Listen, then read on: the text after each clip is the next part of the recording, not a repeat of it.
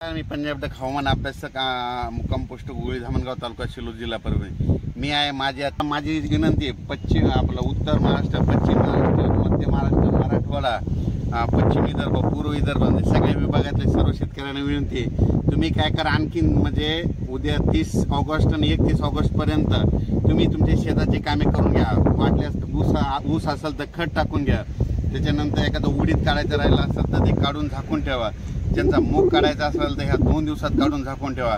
कारण की राज्यामध्ये जवळपास 21 जिल्ह्यामध्ये म्हणजे 2 सप्टेंबर ते 5 सप्टेंबर मुसळधार पाऊस पडणार आहे म्हणून हा अंदाज लक्षात येता। उर्वरित राज्यात तुम्हाला एक सांगू इच्छितो, तसं तर उद्या 30 आणि 31 तारखेला पूर्व विदर्भ आणि पश्चिम विदर्भात पाऊस सुरुवात होईल म्हणून हे देखील सर्व शेतकऱ्यांना लक्षात येतं।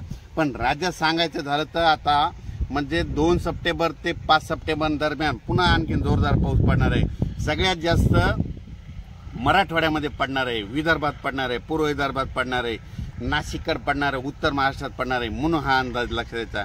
सविस्तर लगेच आता आपण डिटेल दिलेच जाईल। सर्व शेतकऱ्यांनी मूग असेल, उडीद असेल, विदर्भ मराठवाड्यातल्या शेतकऱ्यांनी काढून घ्यावे। राज्यात सर्व शेतकऱ्याला सांगू इच्छितो 2 ते 6 सप्टेंबर दरम्यान मुसळधार पाऊस पडणार आहे म्हणून हा अंदाज लक्षात घ्यायचा।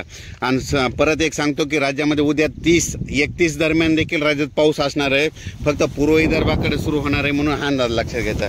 पण राज्यात सांगायचं झालं तर आपण तुम्हाला एक माहीत असं म्हणून सांगतो की उत्तर महाराष्ट्रामध्ये खूप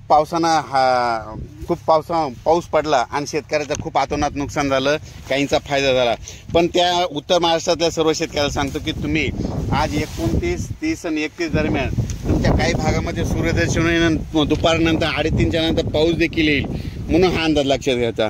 पण उत्तर महाराष्ट्रातल्या सर्व शेतकऱ्याला सांगू इच्छितो की तुम्ही 2 तारखेच्या आत तुमच्याकडे ऊस असेल किंवा कांदा असेल, कांद्याची रोपं असेल तर तुम्ही या 30, 31 आणि 1 तारखेपर्यंत तुमच्या भागात हवामान कोरडं राहणार आहे। उत्तर महाराष्ट्रामध्ये म्हणजे नंदुरबार, धुळे, जळगाव, नाशिक या भागामध्ये कोरडं राहणार आहे म्हणून तुम्ही तुमचे ऊसाला खत वगैरे टाकायचं तर टाकून घ्या।